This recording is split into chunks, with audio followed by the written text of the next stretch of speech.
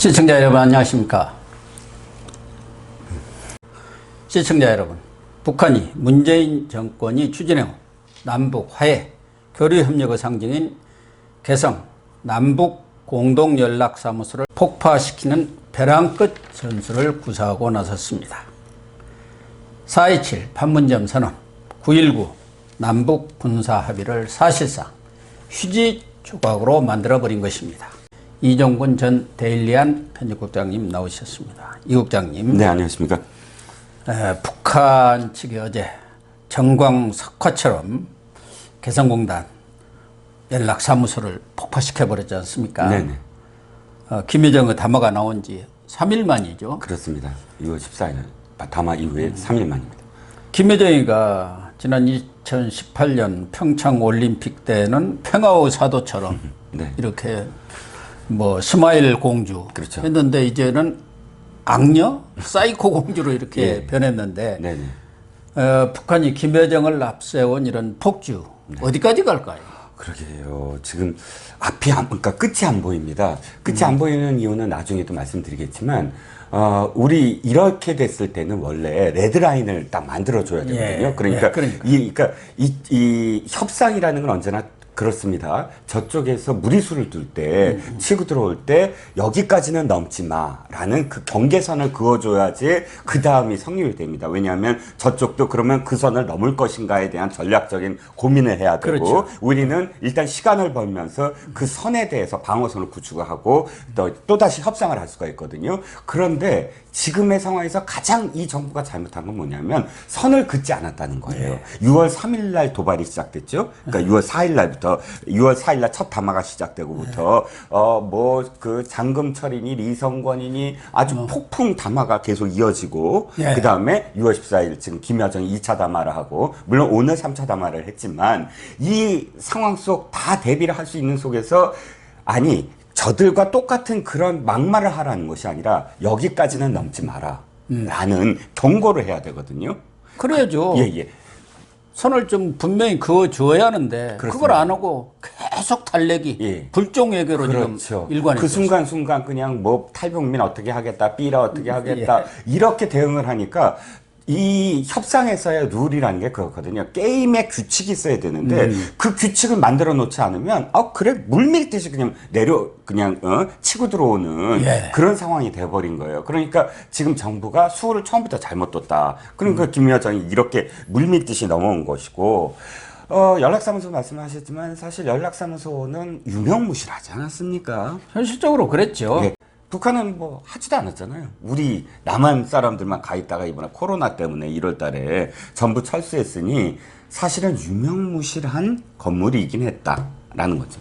그렇죠. 사실상 하노이 노딜 이후에는 네. 아예 뭐 어떤 접촉도 없었던 사실상 유명무실한 그런 연락사무소였습니다만 어쨌든 이 연락사무소가 갖고 있는 상징성이기 때문에 그럼요. 그걸 폭파했다는 것은 문재인 정부 이제 당신들하고는 끝이다. 더 이상 상대 안 하겠다. 그렇습니다. 그런 얘기 아니겠습니까? 그런데 원포인트 무슨 정상회담이니 특사를 파견은 북한이 받을 리가 없을 건 뻔한 거 아닙니까? 그렇죠. 그런데 김여정한테 뭐 또 쓱 보냈다면서요. 우리 특사 좀 받아달라 했는데 거기서 너 한마디로 딱 거절해버렸다는데 네네. 이런 걸 볼 때 지금 말씀하셨습니다만 과연 폭주 열차가 어디까지 달려갈 것인지 이것도 관심사인데 혹시 오늘 3차 담화에 그런 것들을 예시하는 시사하는 뭐 내용이 있었습니까? 무엇을 어떻게 하겠다라는 내용은 이번엔 없었습니다만 오늘 3차 담화가 의미를 갖고 있는 게 있다고 생각을 합니다. 3차 담화에 이어서 조선중앙통신이 또 성명을 발표했습니다. 이 두 가지 내용을 종합하면 3차 담화에서는 김여정이 문재인 대통령이 이야기하기를 기다렸다는 듯이 지금까지 그 왜 6.15 성명을 발표하지 않았습니까? 문재인 대통령이 그러자마자 문재인 대통령을 아예 겨냥을 해서 욕을 하기 시작한 겁니다. 자, 나중에 제가 제 생각을 말씀드리고요. 어떻게 얘기했냐면 철면피한 감언인설을 듣자니 역스럽다. 그러면서 온갖 잘난 척, 정의로운 척, 원칙적인 척 하면서 평화의 사도처럼 처신머리가 역겨워서 꼴볼견이라 혼자 보기 아까워서 인민에게 알리고자 오늘 또 말폭파탄을 한다. 이렇게 얘기합니다. 이 내용은 뭐냐면 실제로 자기 속내를 좀 비췄어요. 인민에게 알린다. 그러니까 북한 주민들한테 내가 문재인을 욕하고 있다. 그리고 문재인이 역겹다. 그리고 문재인이 뭐 때문에 이렇게 나를 화나게 했다. 이거를 주민들한테 알린다라는 겁니다. 이 대목이 참 중요하고요. 조선중앙통신까지 말씀드립니다. 조선중앙통신이 뭐냐면 특사 파견을 갑자기 간청을 했다. 우리나라에서 15일 날. 그러니까요. 그래갖고 서훈 국정원장과 그다음에 정우영 안보실장 둘 중에 한 사람을 뭐 특사로 보낼 테니까 시기는 빠를수록 좋다. 이렇게 했는데 김여정이 철저히 불허했다. 이렇게 나옵니다. 저는 뭐가 의미가 있냐면 왜 프로토콜이 있었어요. 북한도 아무리 저기 막대 먹은 집단이지만 어떤 프로토콜이 있었냐면 특사라든지 물밑에서의 어떤 과정들은 밝히지 않았어요. 안 밝혔죠. 왜요? 왜냐하면 그거는 계속 가져가겠다라는 거거든요. 그거는 그걸 쥐고 있다가 자기들이 써먹어야 할 꼭 필요성이 있을 때 밝혔어요. 과거 MB 정권 때 돈 그렇죠. 줬다든가 뭐 이런 것도 나중에 또 밝히기는 했어요. 싱가포르에서 만나서 뭐 돈 줬다 이거를 나중에 밝혔잖아요. 그렇지만 그거는 뭐 이렇게 보내겠다고 한 이틀 후에 밝히거나 이러진 않았거든요. 그건 한참 지나서 그렇죠. 그런 일도 있었다. 이용하면서 하죠. 그런데 이건 이틀 후에 밝혔고 두 번째는 김씨 일가 어쨌든 백두혈통의 일가가 자기 입으로 우리나라의 그 대통령을 이렇게 욕한 적은 없어요. 제가 그러네요. 알기로는. 그러니까 아예 딴 사람이 시킵니다. 김영철이나 그 밑에 더 밑에. 근데 김여정도 어쨌든 백두혈통 아닙니까? 이인자라고 얘기하고 있고 이거는 지금 어떤 의미냐면 이게 되돌릴 수가 없는 상황이 돼버려요. 이렇게 되면. 자, 이런 상황에서 문재인 대통령과 갑작스럽게 오고 확 바꾸고 다시 평화의 어떤 모드로 김여정이 함께 사진 찍을 수 있을까요? 이렇게 했는데. 그러니까 그것 때문에라도 사실은 뭐 얻어낼 거 얻어내면 또 웃으면서 사진 찍어야 되잖아요. 그러니까 투트랙을 쓰는데 혹자에서는 김정은을 숨기고 김여정 이렇게 하면서 김정은이 나서서 사진을 찍을 거다. 근데 그렇게 하기에는 김여정의 이 표현들이 너무 많이 갔다. 대놓고 간 정도는 이 정도라면 내가 보기에는 뭔가 뭐 더 그러니까 이 정부와 더 이상 상종을 않겠다 그런 얘기예요. 협상하는 어떤 선을 그 다리를 끊어버리겠다. 거의 그 수준으로 지금 가버렸거든요. 그러니까 김정은이나 김여정이 지금 생각하고 있는 것은 어차피 미국이 지금 트럼프도 자기 코도 석자 아닙니까? 그렇죠. 다음 대통령 재선 될지 안 될지도 모르는 상황이기 때문에 어차피 11월 미국 대선이 끝나야 뭐 북미 관계도 뭔가 돌파구가 열리든 안 열리든 한다고 그런 것으로 보고 있기 때문에 그 이전에 문재인하고 아무리 만나고 특사가 오고 간들 별다른 뭐 보따리가 없을 걸로 보는 것 아니겠습니까? 그렇죠. 사실 그때 되면은 또 문재인도 역할도 없어요. 그렇기 때문에 그냥 강공을 문재인한테 밀어붙이면서 당신 스스로 자유행위를 하든 미국한테 가서 뭐 매달리든 뭘 하나 하든가 말든가 하라고 지금 하고 있는 거예요. 그러니까 사실 이렇게 하기 직전까지 우리 정부에서 지금 하려고 했던 게 문재인 대통령이 그랬잖아요. 작은 것부터 하겠다. 미국 눈치 안 보겠다. 이건 북한에다 대고 우리 약속했던 거 하겠다라는 뜻이잖아요. 작은 것부터든 큰 것부터든. 근데 그것조차도 하든 안 하든 상관없다. 얘기 안 하겠다. 그러니까 뭐 금강산이든 개성공단이든 이런 것에 연연하지 않겠다라고 지금 선언한 것.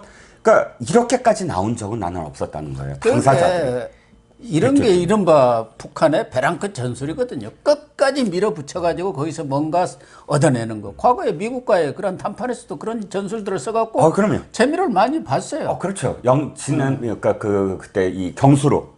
경수로 협상이라든지 뭐 저기까지 가면 정전협정까지 가면 1년 동안에 6.25 때 그 정전협정 저는 텍스트를 봤더니 정말 기가 막히더라고요. 그러니까 우리 문재인 정권이 하는 거 보면 우리 같은 전문가가 아닌 사람들이 봐도 너무 순진하고 자기 카드 다 내놓고 우리가 이렇게 선의로 열심히 당신들로 도우려고 하고 뭔가 미국과의 문제를 풀려고 하면은 저쪽도 우리 선의 우리의 뜻을 알아주겠지 하는데 그건 천만의 말씀이거든요. 아니 그런데 공부를 해보면 레닌이 아예 교시가 있더라고요. 레닌 교시 몇 번 몇 호의 그 협상 기술 그러면 거의 교수님 말씀하는 것처럼 늘 새로운 의제를 던져라. 전혀 협상이 어느 정도까지 된 거랑 상관없다. 전혀 다른 의제를 꺼내서 협상의 그 의제를 완전히 흐트려 놓아라. 뭐 이런 식의 어떤 전략적인 그 부분들이 아주 세세하게 명시가 돼 있어요. 그러니까 뒤통수 치는 데는 아주 이골이 난 사람들입니다. 그런데 이 정권이라는 게 또 운동권 출신 정권 아닙니까? 그렇죠. 그런데도 저렇게 펀펀히 당하고 있는 것 보면 그 운동권의 실체라는 게 정말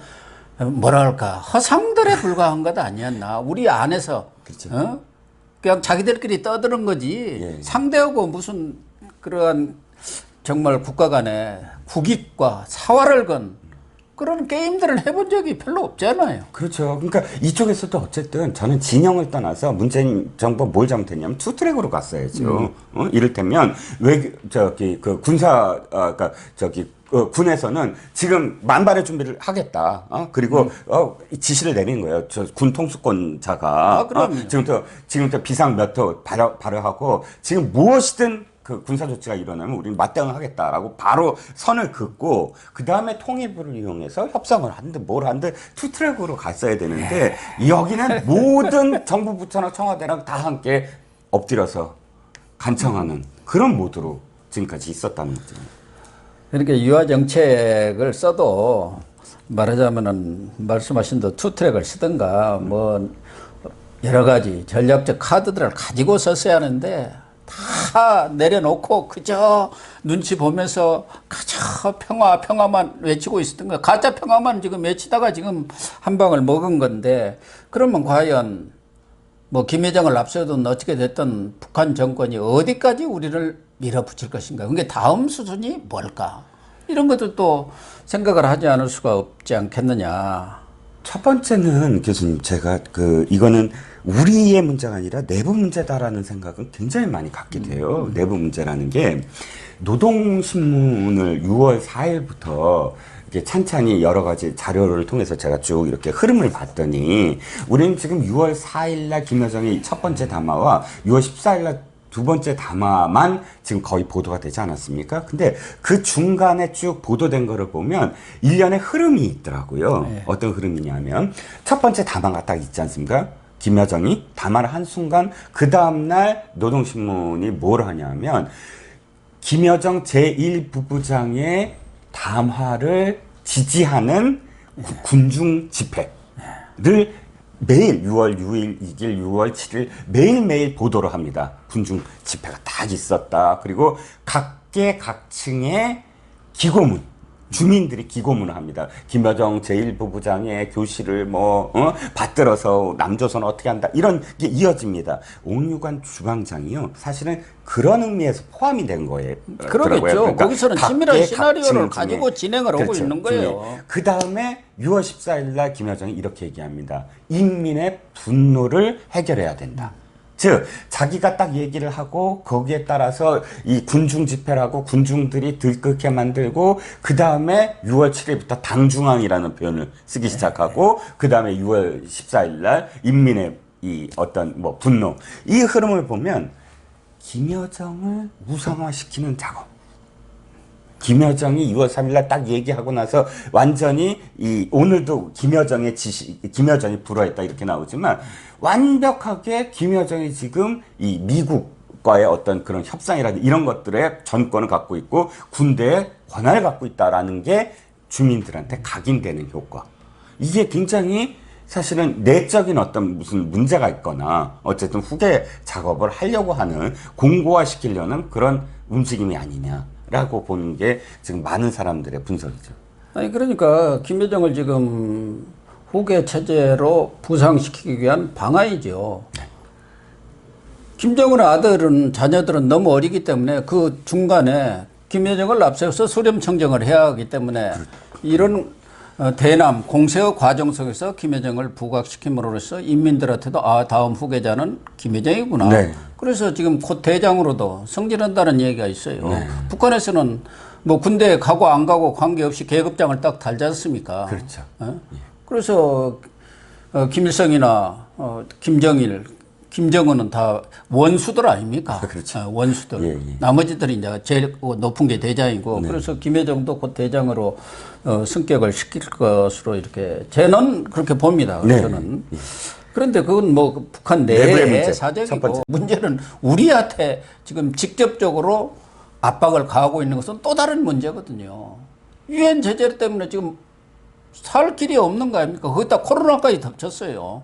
그렇기 때문에 우리한테 아주 벼랑 끝 전술을 써가지고 할 건데, 지금 개성공단에 있는 연락사무소는 자기 지역에 있는 거 폭파시켰으니까 우리한테 직접적인 피해는 없죠. 뭐 180억 들어간 거 외에는. 우리 세금이 날라갔죠. 네. 예. 근데 문제는 이제 우리한테 어떤 군사적인 도발, 직접적인 그런 것도 있지 않겠느냐는 거죠. 예. 두 번째가 이제 말씀하셨던 우리와 그다음에 미국의 어떠한 때까지 이 질주를 할 것이냐에 대한 문제인데, 순서대로 생각을 해버리면 개성공단 어쨌든 다 폐쇄할 생각인가 봅니다. 이번에 폭파가 건물만 문제가 아니라 그 옆에 있는 건물까지도 많이 손상이 갔대요. 그건 아예 개성공단 전체를 뭐 어떻게 되든 상관없다라는 어떤 흐름인 것 같고, 거기에 군대 다시 주둔시키고 금강산 뭐 완전히 다 폭파시키고, 그건 수순인데 그게 문제가 아니라 그 다음 수순, 즉 서해 도발. 이건 사실은 굉장히 위험한 건데, 그럼에도 불구하고 서해 도발은 지금 하나의 수순 아니냐. 그러니까 다른 것보다도 사실 NLL과 관련된 분쟁을 일으킴으로써 긴장 관계를 더 높이면서 차라리 뭐 아니면 도다, 더 확실하고 빠른 어떤 그런 이득을 취하겠다, 이런 전략으로 나가는 게 아닌가 싶죠. 그래서 제가 볼 때는 기왕 지금 내친 걸음이기 때문에 문재인 정부가 정말 깜짝 놀랄 그런 어떤 도발을 벌이지 않겠느냐. 우리가 생각하는 정도로 뭐 금강산에 있는 시설들 철거하고 군 들어온다든가 그런 건 자기들끼리 하면 되는 건데, 그렇죠. 정말 우리 측이 깜짝 놀라, 세계가 깜짝 놀랄 만한 그런 도발도 가능해요. 그러면은 문재인이 선택을 해야죠. 백기양복을 하든가 아니면 정말 맞대응을 하든가.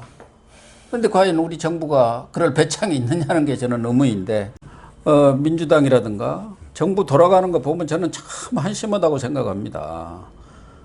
이렇게 공동연락사무소까지 폭파하는데 뭐 송영길 외교통일위원장의 5선인가 뭐 6선 하는 의원 아닙니까? 예. 인천시장 대포로 안 쏘은 게 다행이다. 참, 그렇죠. 이 정신이 있는 사람들입니까? 거기에 뭐 윤건영 할 거 없이, 참 이 사람들 얘기를 들어보면 이 사람들이 대한민국 사람인지 할 길이 없을 정도의. 네. 아니, 그러니까 지금, 여론이 안 좋게 돌아가는 거를 인지는 하나 봅니다. 첫 번째는 정부에서 지금 일단 강경한, 이 NLC의 이 성명이 나왔고요. 두 번째는, 송영길 그 발언 지금, 사실 주워 담았습니다. 이 폭파 자체를 잘못했다고 얘기한 거다라는 식으로 지금 말을 좀 주워 담고 있는데, 말이 주워 담는다고 해서 그 말이 없어지는 게 아니잖아요. 그건 지금 송영길의 기자들이 달라붙어서 어떻게 생각하느냐 그랬더니 외통위원장이니까요. 바로 나온 말입니다. 그러니까 자기 속내가 나온 것이거든요. 더 무서운 건 173명의 민주당 의원들이 종전선언을 해야지 이렇게 얘기를 합니다. 지금 저쪽에서 결의안을 엊그제 냈잖아요. 그리고 네. 어제 폭파시킨 거 아닙니까? 그렇죠. 그러니까 전혀 지금 북한 돌아가는 내용을 모르고 있는 거예요. 통일부 장관 하는 이야기도 기가 막혔습니다. 그 통일부 장관이 불려 나와서 국회에서 이야기하다가 이 소식을 듣고 다시 통일부로 돌아가는 과정에서 기자들이 물어봅니다. 지금 이렇게 폭파하고 있습니다. 어떻게 생각하십니까? 그랬더니 예고된 거 아닙니까? 이렇게 갑니다. 아니, 통일부는 주무장관입니다. 예고된 것을 알았다면 무엇인가 조치가 있었어야죠. 그럼 예고된 거 아닙니까? 라는 건 남의 얘기입니까? 지금 국민들 얘기, 국민들이 하는 얘기도 아니고 어떻게 주무장관이 180 몇 억에 우리나라 세금이 들어가고 문재인 대통령, 자신의 주군인 문재인 대통령이 그렇게 정말 비판을 받아가면서까지 2018년 9월 달에 그 개소식을 한 곳입니다. 그거 유엔에서도 사실 그건 문제가 있다. 왜냐하면 나중에 드러났잖아요. 네. 그걸 하면서 전기 있죠, 전기. 우리 그거 숨겨왔어요, 지금까지. 전기 계속 공급하고 있었더라고요. 이제서 끊는다는 거 아니에요? 이제서 끊는다는 거죠. 그 전기가 개성 시민들에게 뭐 물을 정수하는 그런 역할을 한다? 이거 유엔에서 알았다면 이 분명히 제재가 들어갔을 건데 그러니까 그 전기는 뭐 때문에 들어갔냐면 개소시 그러니까 그 연락사무소의 직원들이 일해야 되니까 뭐 쓴다라고 명목을 해놓고서 전기를 계속 공급하고 있었잖아요. 그러니까 이 정부가 두려운 건 뭐냐면 이미 국민들은 압니다. 교수님 말씀하신 이 다음 더 정말 무서운 그런 도발을 해오겠거나. 라고 지금 두려워하고 있는데 거기다 대고 종전선언 결의안하죠. 뭐 예고됐다는 거 얘기하죠. 전기 지금에서야 끊죠. 더 무엇을 어떻게 지금 사실 물밑에서 지원하고 있었는지 어떻게 합니까? 청와대 자체도 아무것도 몰랐던 것 같아요. 2시에 폭파했잖아요. 네, 2시 40분. 근데 1시 반에 청와대 관계자 얘기로 언론 보도를 보면은 정상회담 제의는 유효하다. 그런 얘기를 또 이 얘기를 하고 있는 거예요. 북한한테 지금 계속 알랑방구를 끼고 있었던 거예요. 30분 후에 공동연락사무소가 폭파되는데 그러니까 우리 뭐 국정원은 말할 것도 없고 청와대 안보실이라든가 이런 게 있어야 만화예요. 상식적으로 우리 같은 사람도 뭔가 곧 있겠다 하면 거기에 대해서 모든 정보망을 동원해서 자들이 뭘 저지를 건지 그에 대한 대응책은 우리는 어떻게 세워야 하는지 그렇게 해야 하는데 우리 저런 정부가 있으니 과연 국민들이 안심을 할 수가 있겠느냐는 거죠. 그러니까 교수님 말씀하신 게 굉장히 무서운 말씀 지금 하고 계신 거예요. 뭐냐면 진짜 정부는 몰랐다고 한다면 왜냐하면 6월 4일부터의 흐름들 노동신문만 보더라도 흐름이 완전히 바뀌고 있잖아요. 그런데 정말 모르고 저렇게 낙관하고 있었다면 두 가지 의미죠. 하나는 국방부와 하나는 국정원에 가장 북한을 알고 있는 그런 그 인적 네트워크가 있거든요. 제가 알기에도 국방부에 이제 탈북자 중에 굉장히 고위급 군 관계자들이 자문을 하고 있는 국방부에 속해 있어 그런 사람들이 있었어요. 근데 이 정부 들어서 그 사람들이 나왔어요. 그리고 국정원 내에서도 왜 정해구 뭐 이런 좌파 정말 그 좌파 그 교수가 국정원 뭐 개혁해야 된다 태스크포스 위원장이잖아요. 그 사람이 가서 이 어떤 휴메이트 누구냐 뭐 이런 명단들 다 드러났을 거 아닙니까? 그게 어디로 흘러갔는지 어떻게 합니까? 그런 인적 그런 그 이 네트워크가 전부 다 무너져 버린 거죠. 북한을 제대로 북한의 현 상황에 대해서 분석해주고 앞으로 어떻게 될 거다라고 말해줄 수 있는 그런 사람들이 아무도 없는 거예요 지금. 그러니까 청와대에서 국정상황실장의 위치가 어떻습니까? 모든 정보를 취합하고 대통령한테 이렇게 자료를 제공하는 그런 핵심적인 위치 아닙니까? 그 국정상황실장을 오랫동안 해온 문재인의 복심 윤건영이가 어제 무슨 세미나인가요? 거기에서 하는 거 보면은 참, 이야, 이 사람의 정신이 제대로 박힌 것인지 어쩐 것인지 우리가 한미 연합훈련을 잘못했다. F-35 스텔스 전투기 들어온 것도 아쉽다. 뭐 해가지고 거기다가 나가서는 태영호, 지성호 의원 이것도 좀 북한한테 우리가 아쉬운 게 헌일 아니냐. 그러니까 그런 사람들 국회의원 안 시켜셔야 하는데 뭐 이런 얘기까지 지금 하고 있는 그런 상황 아닙니까? 그러니까 우리 탓. 그렇죠. 나아가서는 지금 정세현 전 통일부 장관이고 지금은 평통자문회 수석 부의장 아닙니까? 그 사람은 미국 탓하고 있잖아요. 우리가 이렇게 되면 전부 미국 때문이다. 아니 저는 가장 분노를 느낀 게 윤건영입니다. 윤건영 의원은 두 가지가 잘못된 게 첫 번째는 대통령이 무기 사열 갔으면 안 됐다. 그렇게 사열 받으면 안 됐다라고 얘기했잖아요. 그게 무슨 뜻이죠? 그게 말이 되는 얘기입니까? 무기는 무기대로 우리가 우리 안보를 위해서 가져가야 된다라고 스스로 얘기했잖아요. 스스로 이 사람들은 뭐라고 얘기했냐면, 아니, 북한이 그 무기 하는 거 우리도 해. 우리도 그거 다 대응해서, 하고 있고 우리가 더 잘하고 있어. 라고 하는 것의 실체가 그 무기에 대해서 사열하고 하는 거잖아요. 근데 그걸 했으면 안 됐다고요? 그리고 태영호 공사의 그 의원은 국민이 뽑은 겁니다. 뭐 정부에서 시켜준 건가요? 아니 국민들이 뽑은 것에 대해서 이거 헌법을 지금 완전히 정면으로 배치되는 얘기를 하고 있잖아요. 지금 이런 상황이 오다 보니까 현재와 같은 외교 안보팀 가지고는 과연 되겠느냐. 정의용이도 너무 오래 했고 아무런 대안을 지금까지 못 내놓았잖아요. 뭐 북한뿐만 아니라 일본, 뭐 이국과의 관계 이런 부분도 그렇고 강경화는 말할 것도 없고 네. 지금 뭐 정경도 국방장관은 뭐 하는지 국방부 장관이 아니라 북방부, 북방부 장관이라는 말까지 나오고 있고 서훈도 이미 저쪽에 장금 처리라는 건 다 바뀌었잖아요. 통전부장도. 네. 그리고 대남 라인을 김여정이가 총괄하고 있어요. 카운터파트가 다 바뀌었죠. 예. 그 외무상 리성호이도 다 바뀌었어요. 네. 그럼 거기에 맞춰서 우리도 새롭게 진영을 짤 필요가 있는 거예요. 저기는 완전히 새로운 프레임으로 나오는데 우리는 옛날 프레임을 가지고 지금 대응하고 있는 거 아닙니까? 네. 제가 한 3년 동안, 그러니까 한 2년 동안, 1년 지나고 2년 동안 방송에서 계속 주장하는 게 도대체 이 정부는 플랜 B가 없다. 예. 그러니까 평화 이 정책, 평화 번영 이것으로서 분명히 북한을 바꾸게 하고 뭐 어쩌고 저쩌고 했는데 저쪽은 엄청나게 많은 수를 두면서 많이 변해 오고 있지 않습니까? 근데 거기에다 대고 대응하는 건 오늘 김여정이 하는 말이 사실 똑같아. 그 문재인 대통령의 어떤 태도에 대해서는 비슷한 게 뭐냐면 똑같은 상황, 똑같은 말로 똑같이 뭐 정의로운 척만 하고 있다. 솔직히 김여정이 우리나라 대통령에 대해서 욕한 것에 대해서 자존심이 무너지고 정말 화가 나지만 그 얘기를 들으면서 내가 부정할 수 없는 게 이 지금 정부의 대북 정책이라는 게 딱 하나 있고 그 다음에 하나도 변하지도 않고 사람도 안 변하고 그 3년 동안을 똑같이 같은 이 내용과 같은 형식, 같은 사람들로만 그래서 곧 될 거다로만 외쳐왔다는 거죠. 그래서 무조건 교수님 말씀이 맞습니다. 지금 일단 완전히 플랜 바꿔야 되고요. 컨티전시 플랜으로 바꿔야 되고 사람도 다 바꿔버려야죠. 그러려면 방향을 바꿔야 된다. 그러니까 저쪽에서 이야기한 대로 설레발만 쳤다 그런 게 그쪽 입장에서는 당신들 여러 가지 우리한테 장밋빛 공약을 많이 했지 않느냐. 네.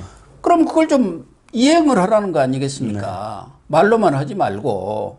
그래서 계속 빚을 독촉하고 있는 거예요. 그렇죠. 빚 내놔라. 더군다나 평양에 와갖고 5.1 운동 경기장에서 15만 명을 동원해갖고 연설까지 해주게 했으면은 멍석 깔아줬다. 뭔가 좀 내놓아야 할 거 아니냐. 그 값도 그 얘기거든요. 냉면값도 냉면값인데 그 값도 그 멍석 깔아준 값도 그건 더 큰 거죠. 요구하는 거군요. 그러니까 기대 수준을 왜 높여놨냐고요. 네. 왜 그래놓고 다 해줄 것처럼 감당을 못하는 거예요. 감당을. 왜 미국이랑 상관없이 우리가 다 해주겠다라는 얘기를 왜 해? 왜 기대 수준을 그렇게 높여놔갖고 마치 무슨 약점 잡힌 사람처럼. 아무튼 지키지 못할 기대 수준을 높여갖고 지금 약점 잡혔다. 이 분석에 대해서 사실은 정부가 제대로 사실 해명할 수 있겠느냐는 겁니다. 네, 그렇습니다. 시청자 여러분, 민주당이 국회에서는 우리 헌정사에도 없는 폭주 열차를 지금 몰아가고 있습니다. 또 북한 김여정은 남포간 폭주 열차를 우리 측을 향해서 달려오고 있습니다. 과연 우리 정부 이러한 북한의 벼랑 끝 전술에 맞서서 무슨 대응책을 갖고 있는지 우리 국민들은 불안하기만 합니다. 시청해 주셔서 감사합니다.